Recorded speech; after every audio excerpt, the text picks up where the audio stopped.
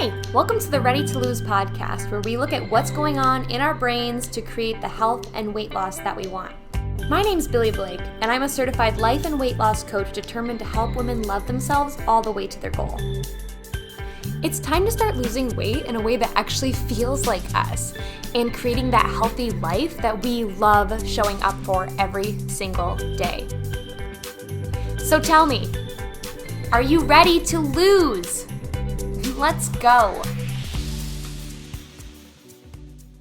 Hey, ready babes. Welcome back to the podcast where we are done with dieting and are losing weight for the last time. And maybe you're already on your weight loss journey, or maybe you're restarting, or maybe you're just starting for the first time or the first time in like a really long time. Well, welcome if that is true. And if you are new to the podcast, just know that you are in the best place on the internet to lose weight. And this is the best time for you to lose weight too. I mean, it's the new year. If you are listening to this in real time, it is the first full week in 2026. We've got that new year, new me energy. And yes, that energy will fade. I'm going to tell you straight up, that energy will fade. But you could totally ride this momentum and energy wave, kind of like if it's a tidal wave of excitement about your goals and change, ride that to get started and change your habits. And this month on the podcast, we are taking that wave, we're going to stick with this wave analogy. We're going to take you from like body surfing to using a boogie board or a surfboard, okay? Yes, you could get pretty far body surfing. It might be a little more painful, get scraped up by some sand, hit some rocks, and you maybe don't get as far as fast. But if you have a board, a flotation device, and you hit that wave just right, you're going to ride it all the way into shore. It's going to be enjoyable. You're going to really have that full experience that you want. You're going to get all the way to your goal. The most I've ever done is boogie board. I've never surfed, so I hope that analogy still works for surfing. But that's where my brain went with this. Who knows? But you get the idea, okay? That momentum that you're feeling right now, we're going to take it to the next level. Each week in January, you're going to be getting the practical tips, the mindset tips to make the most of this New Year drive and New Year energy. Starting with today's episode, which is going to be little weight loss lessons that I've learned from my own journey and from helping other women lose weight for over 5 years, y'all. Over 5 years, I've been doing this and I've learned a lot. Not just about, the strategies for losing weight and how to do it, but who you need to become to lose weight and keep it off. Because yes, you do need to have a big identity shift. If right now you keep gaining and losing, or you just are gaining, or you can't seem to make any progress, you got to change how you see yourself, how you talk about yourself, how you treat yourself. And there's a lot of lessons I've learned while doing this myself and helping other women do the same. So I want to share some of these lessons with you so you can maybe avoid some problems or hangups that are completely avoidable with the right tips, or at least make things easier for you, or just overall have less drama with your weight loss journey. That'd be nice, right? Because the drama is optional, y'all. And it is always what is getting in your way when it comes to losing weight. You might think it's your schedule or getting sick or your partner not being supportive or your awful boss, but it's not. It is your own brain and your own drama. And sometimes just knowing what it might look like, what to look out for, can help you get right back out of that drama. So we're going to get right into it though. 26 weight loss lessons for 2026. Number 1. Not every meal needs to be glamorous or exciting. Some meals are just fuel. They are just convenient. They are just what you need to get through the day, and that is fine. One of my coaches, she's from the South, and she always says, not every meal needs to be a party in your mouth. And she's right. Sometimes it's just rice and veggies or whatever you have in the pantry that's easy to throw together and fuels you for your day. 2. How you eat is always more important than what you eat. I've said this before, but I want you to hear it again. Healthy people don't only eat healthy food. They eat any food in a healthy way. It is all about how you eat. 3, urges or cravings are normal and they are not going away. They do not mean something is wrong. You don't need all your cravings to go away. You need to become someone who can handle cravings. A great example is if someone quits smoking. Maybe you're one of these people, or maybe you've quit alcohol or whatever it is. You probably still get the urge to do that. You're like, that does sound good. Or you know what? A cigarette does sound good, but I don't have to react to it. And the same is true for food. I have one client right now where we are working on that identity for her that she can handle this with food, and she is. But before, it felt more believable that she could do this with a cigarette than she could with some chips. You get better at feeling them. You don't need them to go away. 4, a normal eater still overeats sometimes. The difference is that they don't turn it into a story. They don't turn it into a spiral. They just move on. Because overeating once is not the problem. If you spiral, if one meal turns into an entire week, okay, that's where you lose your progress. 5, if you only feel successful on perfect days, you are training yourself to quit. Something I never knew until I got into coaching, until I lost weight myself and learned how to do this, is that some of the best wins you can have, the moments where I would feel most proud on my weight loss journey, is when I handled a mess up or a fail in a different way. Like if I did overeat and I was off plan, it threw me off for 2 days instead of a whole week. Y'all, that is a giant win. I saved myself 5 days there. Before, I used to spiral for an entire week or maybe give up until next month. Those moments where I would eat off plan and I had cookies that I didn't plan for, who am I kidding? It wasn't cookies, it was ice cream. If I had ice cream that I didn't plan for, but then I stopped myself halfway through, that is a win. Those are all moments to feel proud of and that you get to feel good about. But a lot of us are waiting until we follow the meal plan perfectly. And some of y'all are waiting until you reach your goal to feel good about what you're doing. No.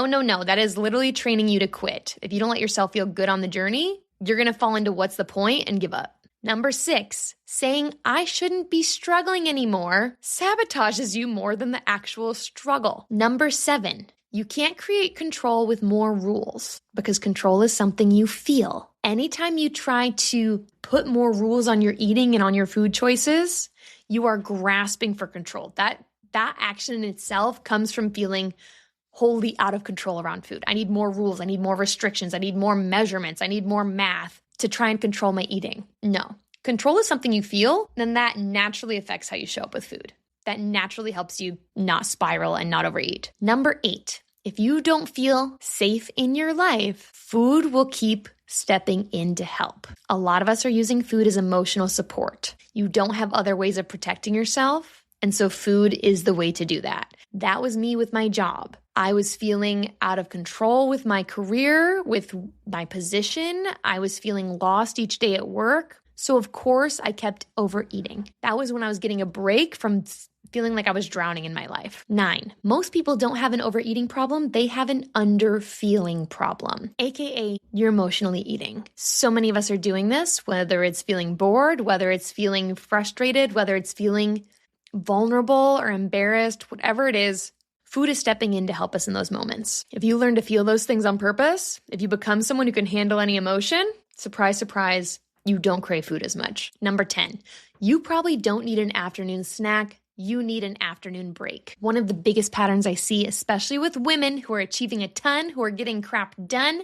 who know they can do a lot in their day. They have also learned not to rest. Resting isn't productive. I should be getting more done. There's always more to do. That's when you have a snack, because when you're snacking, you're not doing. You are giving yourself a break. But eating feels productive, even though it's not actually doing anything productive. The only thing it's really doing is making you gain weight. 11, being too busy to eat is people-pleasing. If your needs keep coming last, as simple as taking 5 to 10 minutes to eat a meal, y'all, that is people-pleasing. You have 5 to 10 minutes in your day to eat a meal. And if you don't, then we need to look at your life and what's going on there. Maybe some boundaries. 12, you clean your plate because you learned how to do it. Okay, you did learn that from your parents, but you keep doing it to avoid being uncomfortable. It is a learned behavior, but your parents are not here at each meal telling you to clean your plate. And yes, of course, it's going to feel hard to unlearn something that we've been doing our whole lives, but you are an adult now and you can unlearn that. 13, breaking overeating habits takes no extra time. Extra effort for sure. Extra discomfort, totally. But it takes no extra time. In fact, if you stop eating, you are saving time. 14, people obsessing over your food or weight are projecting. They always are. I've never seen someone who feels confident and secure around food comment on what someone else is eating. 15, people are never going to stop commenting. They just change what they say. First, it's you should maybe lose weight. Do you really want to eat that? And then it's, what are you doing to lose weight? What diet are you on? Must be nice. Or are you okay since you changed your eating? 16, feeling awkward while you eat differently is a normal phase. It's normal. Not only are you going to feel awkward, people are going to comment. People will say things. You're not just imagining it.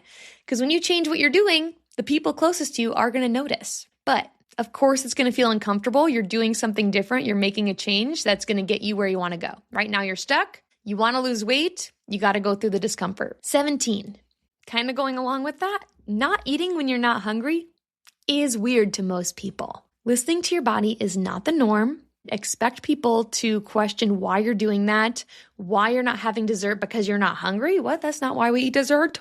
That's not a prerequisite for eating dessert. People are going to notice it's not the norm, but it's also not the norm to feel confident around food. 18, family and close friends are often the last to understand your changes, and it can feel unsupportive, but it's not. They just know the old version of you, and them being confused or questioning what you're doing does not mean they don't love you. It doesn't mean they don't support you. They just have as much experience with you acting a certain way around food as you do. Especially like the people closest to you that you've known the longest, they have seen you eating this way also for a really long time. And you've been mentally preparing to make this change. You know, you've been listening to the podcast, you have been doing the work, or maybe you're considering signing up for the group or signing up for coaching and you're ready to make this change. They have not been doing that. So yeah, it's going to feel weird to them. They're going to take a while to get on board. It doesn't mean they don't support you. 19, how you lose weight is how you're going to maintain it. I say this all the time. How you lose it is how you maintain it. Or what can you see yourself doing forever? Because if you are only willing to do something until you reach your goal weight, that is when you feel lost and stuck and scared about maintenance. Because what do I do when I'm done? Okay, I cut carbs to lose weight and now maybe I got to my goal. But I don't want to be eating this way forever, so now what do I do? I actually was talking about this with another client yesterday because for her, some of her weight loss came from, weirdly enough, it came from being sick. Her body stopped registering hunger cues the same way, and it did help her lose weight, but now we're at a point where she does want to maintain that weight loss. She's not feeling sick anymore. Her hunger cues are now louder. She is hearing them, and now we have to do all that work to learn it so that she does not regain that weight. Temporary methods lead to temporary results. If you want lasting results, you have to be doing the work of how am I going to maintain this from day one. That starts on day one of your weight loss journey. 20, if you are not following a plan that does have sweets or treats on it, you're not going to follow one that doesn't. Okay, so yes, you could find the perfect meal plan maybe it's all salads and shakes and everything healthy. But right now you're having ice cream every day. Meet yourself where you're at. You do not need to eat like that to lose weight, but also it doesn't make sense, right? When you hear like this, right now I am eating these things every day. Like whether it's ice cream, getting a fun coffee, snacks at the break room, whatever it is. And the brain would rather that you do this extreme thing where you cut all of that out, which is just going to lead you up for failure, versus you doing something that just makes that a little better. It's kind of like, I can't eat pizza anymore if I want to lose weight.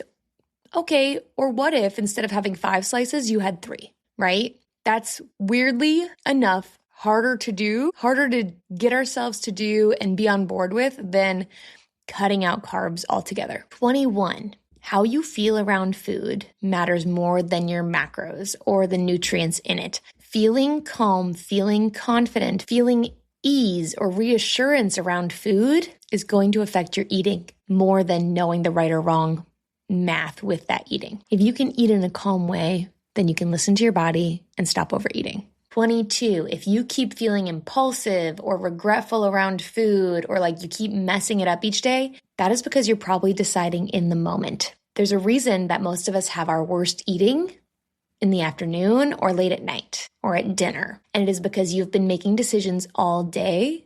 By the end of the day, your brain is tapped out with decisions. Or if you've been doing something hard, trying to eat so healthy all day, you are tapped out of willpower. You need to make decisions ahead of time when you decide in the moment. Of course, it's going to feel chaotic. Of course, you're going to choose something impulsive. 23, it is just as important to plan your thoughts and your mindset as it is to plan your food and your workouts. You need to decide how you're talking to yourself each day because those unplanned thoughts or not doing that work, that's when you fall back into old habits. That's when your day gets away from you and you don't even realize what happened. 24, you can't build confidence while talking about yourself or to yourself like you are a problem. Let me say that one again. You cannot build confidence while treating yourself like crap, basically. And that's why planning those thoughts does matter so much. How you talk to yourself, how you think about yourself, that affects how you feel. Confidence, yes, it comes from experience. The more I do something, the more confident I feel with it.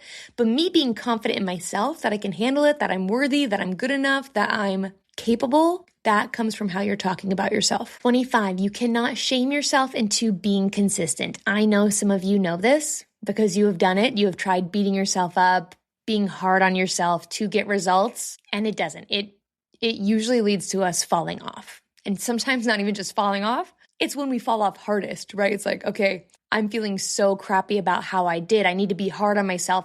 Now I'm binging on snacks that I didn't even really want before this. And 26, and this is maybe the most important lesson, the most important takeaway. If you take one thing, let it be this. Future you likes her habits. She does. She likes what she's doing. She's not forcing herself to do things because she has to. When I'm working with someone, the habits that they become consistent with fastest and easiest are the ones that they truly want to be doing and they know why they want to do it. If I'm not overeating, I have more energy during the day. If I exercise, I'm less anxious throughout the day. Knowing why you want to do something or feeling grateful that you get to do it, totally different than when you're thinking you have to do this if you want to lose weight. Nobody loses weight successfully, consistently, long-term, thinking, I have to do this if I want to lose weight. It just does not work. Stop forcing yourself. Changing your habits, changing your life, it is an exciting thing. This is an exciting time of year, and it really shouldn't feel like a punishment. A lot of us are using healthy habits like a punishment. Whether, we didn't even talk about this too much, but if I mess up, well, the next day I've got to be even harder on myself. So just to wrap this all up, I really want you to hear this clearly, is that none of these lessons are about doing more or trying harder or just being better than you are right now.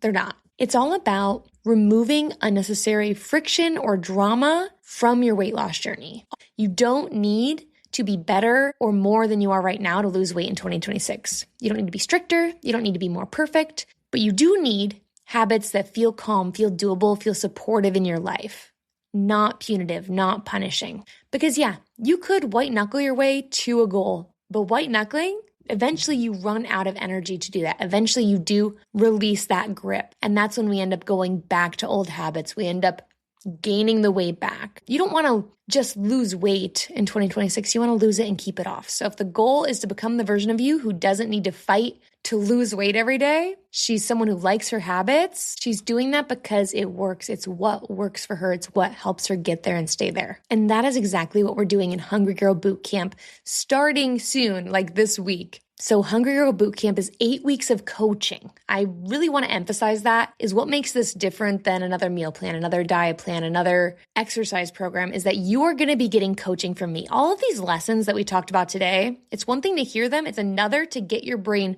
on board with them, to start using them as guidelines during your day. So in that group, we are taking everything we talked about in this episode, developing that identity of being someone who listens to her body while eating. We're going to apply that to your real life. It's not a diet. There's no good or bad foods you have to follow. Instead, you are becoming someone who eats in a healthy way. And you get that through live coaching with me, replays of every video that we have. You're going to be getting behind the scenes with me of how I think and talk about myself and my food each day to help me listen to my hunger cues, the thoughts that I've developed to help me lose weight and keep it off, and then support while you're living your real life. That's going to help you do this and keep doing it all of 2026. So if this is the year that you want weight loss to feel simple, calm, and just way less dramatic, Hungry Girl Bootcamp is where that starts. Grab your spot with the link in the show notes, or if you are listening on your phone, go to Instagram and message me that you want in, and I'll get you set up in there. Because you don't need another reset. You don't need more rules. You do need support. You do need to become the person who eats this way, who finds weight loss simple, doable, easy for her. So that's it. Lean into these lessons for 2026, or if I missed any that you think I should have added in here or that you noticed on your own weight loss journey, please message me on Instagram and let me know. Maybe we'll have to do a part 2 for February. Maybe when that motivation's starting to wane, we can come in with some more quick hit lessons. And until next week, remember, you've totally got this, and I'll talk to you soon. Bye. Thank you for taking time today to listen in. If this helped you at all, be sure to share it with a friend so she can stop feeling stuck and start creating the health and self-love she deserves. Or post it to social media and tag me so I can personally thank you for helping me get the message out. I am so excited to be on this journey with you. Keep showing up for you. You'll get there. Talk to you soon.